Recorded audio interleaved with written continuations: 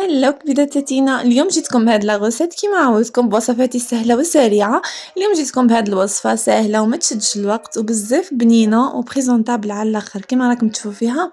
هايلة بدون اطاله نبداو في المقادير تاعنا. هنا اول شي واش نحتاج عندي هاد الديول تاع البوراك هذوك اللي تشراو من برا. انا ما استعملتش اللي نخدمهم في الدار، فضلت هذوما ونقلبهم على وجههم هذاك اللي يجي احرش شويه ونروليهم، يعني الكوتي اللي يكون من برا هذاك الجهه الحرشه باش كي تقليها تجي فيها هذوك الحبيبات من برا، تجي حبة تاعك باهية من برا كيما راكم تشوفوا. هنا نحي لها هذوك لي شيت بهذه الطريقة، يعني نطويها على زوج ونحي لها لي شيت منا، يعني نخليها فقط مستطيل.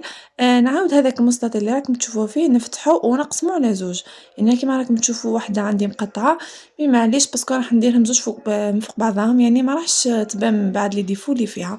نجيب هذوك لي مول تاع سيجار ونرولي عليهم هذيك الحبيبات تاعي. هنا فقط حبيبتي الحبة تاعك باش تغلقيها.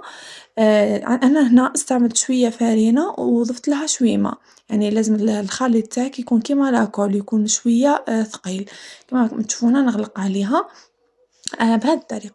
هنا فقط حبيباتي، هنا كي تحطوا الحبيبات تاعكم ما تلصقوهمش بعضهم بزاف باسكو من بعد تلقايهم لصقوا لك. ميم سي كي تحطيهم يتقلاو بعديهم على بعضهم. هنا في زيت يكون ساخن طبعا. نحط الحبيبات تاعي يتقلاو كيما تقلي البوراك تاعك عادي، يعني هنا طريقة بزاف سهلة. أنا نقليهم كامل أنا حبيبتي نحبهم محمرين. انتي طريقة الطياب تاعهم تقعد في يدك، كاين اللي يشتيهم يجيو صفر، كاين يشتيهم يجيو حمر، يعني الطياب يقعد في يدك حبيبتي. هنا كيما راكم تشوفوا الحبيبات كيما سبق قلت لك، حطي الحبة تاعك كي تقليها حطيها على هذيك الجهة اللي قفلتيها باش يعني كي تقلى تحكم روحها وما تفتحلكش. بالنسبة للكونتيتي أنا درت 10 حبات. ديجا البلاكة تاع الديول هذيك فيها 10 حبات، تما درت 10 فقط. انتي حبيبتي حبيتي تضاعفي المقادير، اشري 2 بواط عادي، يعني استعملي الكونتيتي اللي حبيتيها نتيا. كيما راكم تشوفوا هنايا راح نحاول نحمرهم بيان، يعني هنايا أنا راح نزيدهم شوية ونطفي عليهم النار. هنا نخليهم يبردوا شوية برك، يعني جست خليهم يبردوا فترة زمنية قصيرة، ما تخليهمش يبردوا خلاه به هذاك المول تاعك يطيلك بالخف.